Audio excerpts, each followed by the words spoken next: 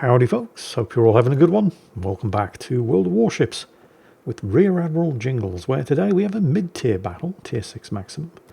It's a domination battle here on the Trident map, starring Luke is a glodfish, not goldfish, glodfish, I'm fairly sure that's deliberate, in the French tier 6 light cruiser, La Galissonière. I like this ship, and not just because I can pronounce it. Bit of a tongue twister at first, but eventually I figured it out and got used to it. Of course, as a light cruiser, its armour's absolutely horrible, but it's got decent guns, good damage per minute, which can be boosted by using the main gun battery reload booster. It's pretty quick, it has an engine boost, so it can be even faster. It comes with hydro. The concealment is not bad, and it has torpedoes. Admittedly, the torpedoes aren't great. They have a 9-kilometre range, but it can only launch 2 from each side.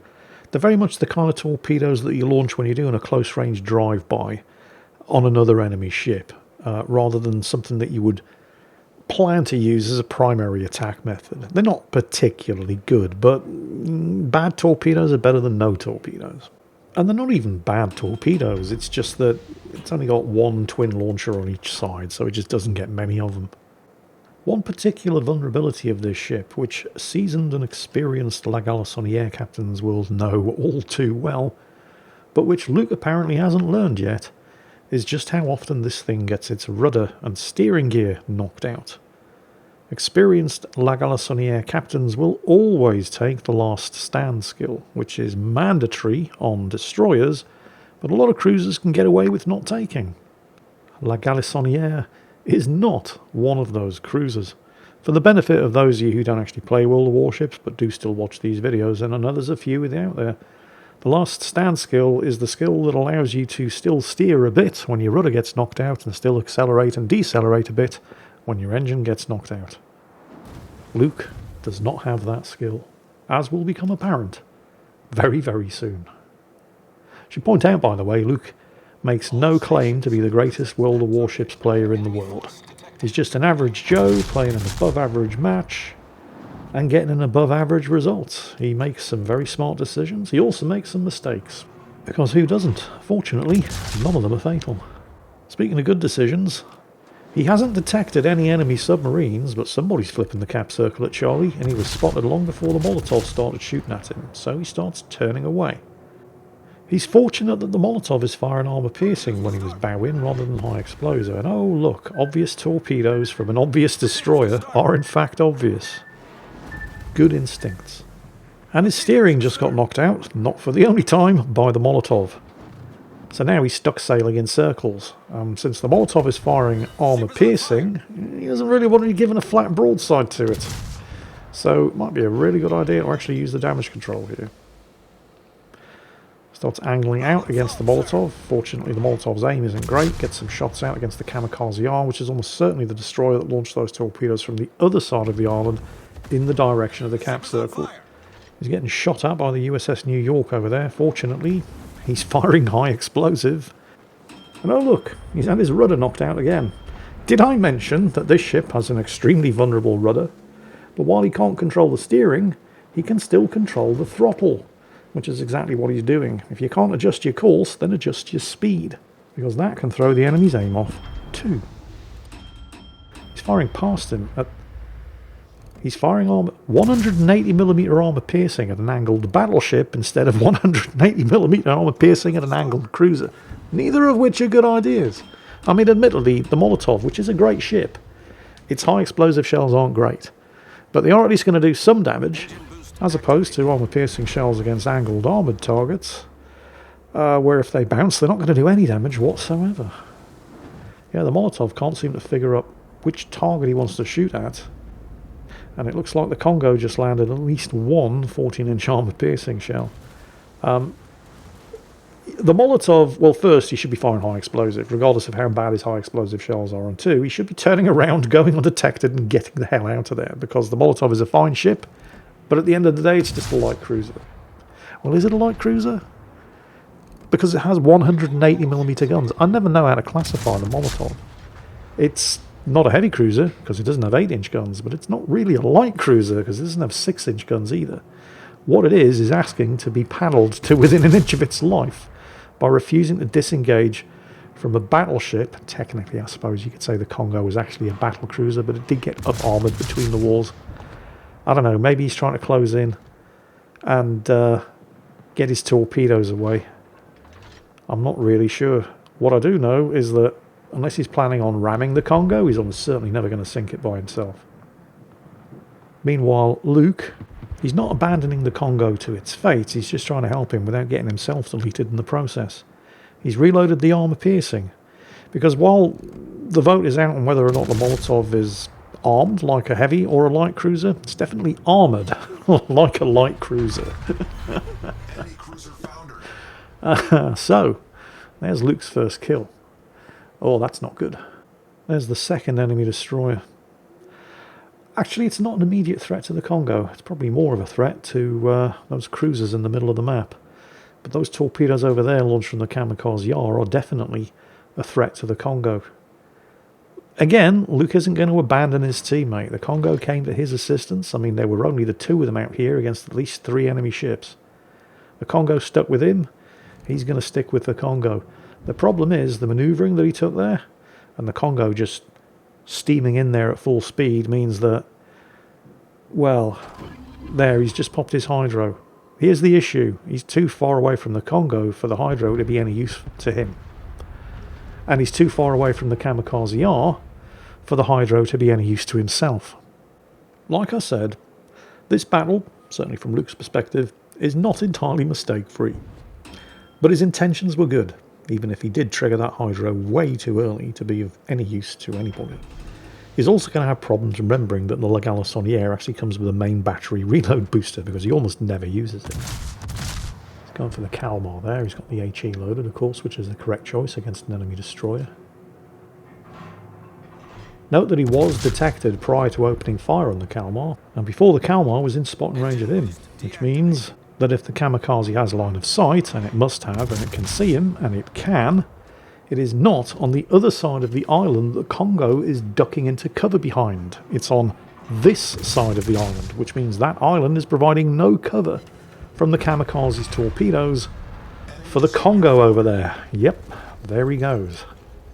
Both teams are down to 3 surviving ships. The enemy team have the New York over there, but, well, he's firing high explosive at light cruisers, so he's probably not much of a threat. The Kamikaze, there you go. I mean, the high explosive is going to do damage, but you're not going to be doing no 20,000 damage in a salvo against a light cruiser in a battleship unless you're firing armor piercing. The enemy team also have a cruiser, the Königsberg, but he's at the other end of the map and he has problems of his own. The biggest threat that Luke is facing right now is that Kamikaze. And if his secondaries hadn't opened up for that fraction of a second that the Kamikaze was detected, Luke might have never known he was there, but he was detected. So he starts changing course, and oh, would you look at that? Torpedoes. Who would have guessed? Well, now he knows where the Kamikaze at least was, and he also knows that the Kamikaze is still in the cap circle because it's still contested. And there he is. He popped his smoke. You see, this is where, and there's more torpedoes, because of course there are. And because he fired, and I mean, I'm not criticising him for that, but, you know, you see a destroyer, you shoot at it, but because he has a bigger smoke firing penalty than the Kamikaze can see him through the smoke, and he can't see the Kamikaze. And this is where the hydro would have been really, really useful. If he hadn't popped it earlier, when it was of no use whatsoever to the Congo that he popped it for, and no use whatsoever to him because the Kamikaze was too far away anyway, the hydro could have been very useful here. He's spotted again, but I don't think that's the Kamikaze. I think he's now in line of sight and inside detection range of, yep, there it is, the USS New York. So now the Kamikaze can see him, shoot at him, and launch torpedoes at him. And there he is. We already knew he'd vacated the cap circle because it's not contested anymore, but I'm pretty sure that Luke is not going to be flipping this cap as long as the New York and the Kamikaze are still there. And Luke is, I mean, regardless of how bad the USS New York is, and it is pretty bad, it's still a battleship in a point-blank range gunfight with a light cruiser. Your money has to be on the battleship, regardless of the ammunition the battleship's firing. unless the light cruiser happens to have lots of very dangerous torpedoes. And the Galissoniere does not. He should be switching to armor piercing now, by the way. He's aiming for the upper belt. There's the kamikaze. Torpedoes once again successfully dodged. The kamikaze hedged its bets there, firing spreads in 2 different directions. Gonna have to do better than that, Sunshine. Yeah, the torpedo launcher on the other side got knocked out. It hasn't reloaded again. So this is going to be dangerous. He really, really would be doing a lot more damage to the New York if he was firing armor piercing at this range. High velocity, accurate armor piercing into the upper belt would be doing major chunks of damage, but, well, you know what? Torpedoes did it. He's now caught between the Königsberg and the Kamikaze R. He's like got the attention of the entire enemy team now. Yeah, I know, that sounds worse than it is, because there's only 2 ships left on each side, but it's still the entire enemy team. And he's down to 7,000 hit points. And of course he's a tier 6 cruiser, so he doesn't have a heal, so that 7,000 is all he's ever going to have. Fortunately, while the Galissoniere has 6 guns up front, the Königsberg only has 3. They both have 9 guns, but the Königsberg has 2 turrets at the rear. And the Königsberg is firing armor piercing against an angled target. Luke is not. And also the Königsberg, I mean, he was in a tough situation because the Devonshire was shooting at him as well. But the end result is that the Kamikaze R is the last remaining ship on the enemy team. Now, this is both good news and bad news. It's good news because it's 2 light cruisers against 1 destroyer, which is bad news for the destroyer generally.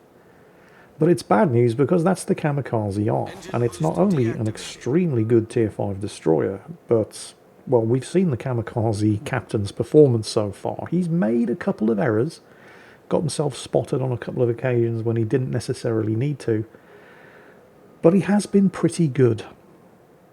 Now, what do we know? Well, we know he's not inside that smoke screen anymore, because somebody can see Luke. And honestly, that's kind of what I'd expect.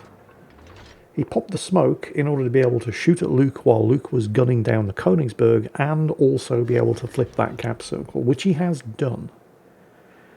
But he has clearly left the smoke screen because when you're the last ship left on your team, you can't spot targets if you're hiding inside a smoke screen.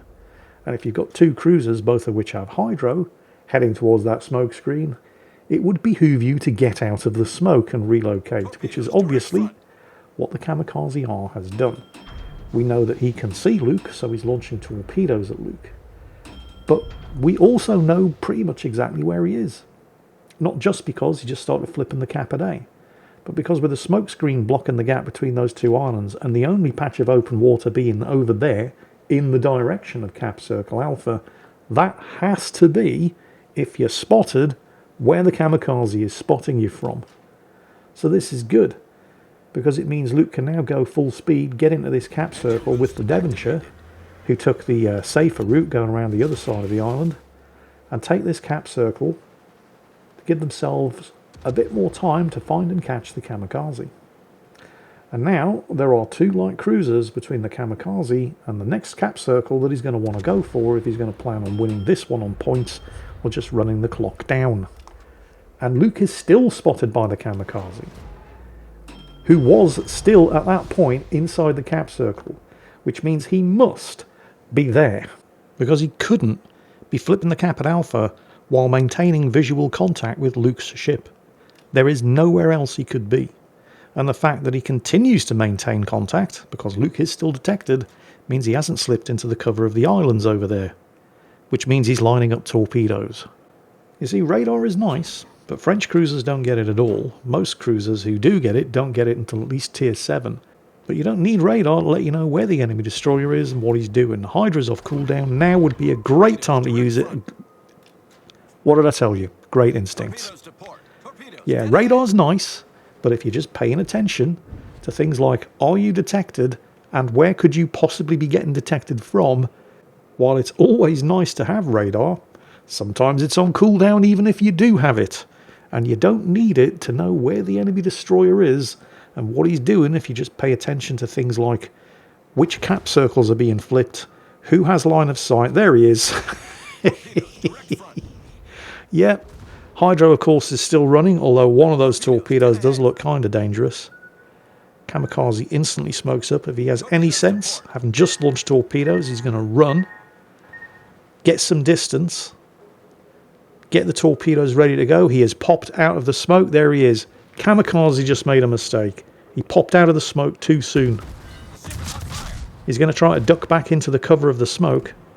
And again, you know, Luke's played this game really well, but he keeps forgetting he has a main gun battery booster. Because while his engine booster is running, he's about as fast as the Kamikaze. And while the Kamikaze is doing the shimmy shimmy shake there, dodging and weaving from side to side, he's not going as fast as he could. But the engine boost isn't going to last forever, and eventually that Kamikaze, because he's not dumb enough to shoot back, he's going to go undetected. And using the booster would obviously maximise fire on target before he goes undetected. But then Luke makes a mistake by zigging when he really should have been zagging and gets the smoke screen between himself and the Kamikaze. And of course, cruiser smoke firing penalty. And the Kamikaze hasn't been shooting. The Kamikaze can still see him, and he cannot see the Kamikaze until he clears this smoke screen. And his engine booster is about to expire. Is the Kamikaze still going to be in detection range? No, he is not. Note that Luke finally remembered he had a main gun battery booster and he popped it just at the point where he couldn't see the Kamikaze anymore, and then it goes on cooldown when he could see the Kamikaze, because that shot that he fired blind actually knocked out the Kamikaze's engine, which slowed him down just long enough for him to catch sight of him again.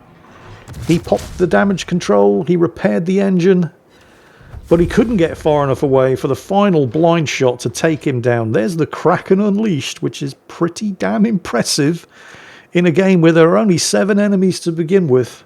And of course, it was a mid-tier battle. This wasn't a tier 10 battle where ships are sailing around with 100,000 hit points and repair parties. So that explains the 63,000 damage for those 5 kills.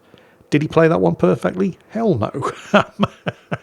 He made a couple of mistakes, but none of them were fatal, and most of them were made with the best of intentions. You could see what he was trying to do, even if his timing was off. And as far as his anti-torpedo instincts were concerned, they were absolutely second to none. He led that Kamikaze R player on a merry dance, despite how easily the Kamikaze dealt with a Congo. So yeah, what can I say? Great game, all things considered. Some mistakes were made, none of them were fatal, and most of the mistakes that were made with the best of intentions. I think he's got a bright future ahead of him, and it was nice to see him playing one of my favourite Tier 6 light cruisers, the French La Galissonière. Hope you all enjoyed it, and as always, take care, and I'll catch you next time.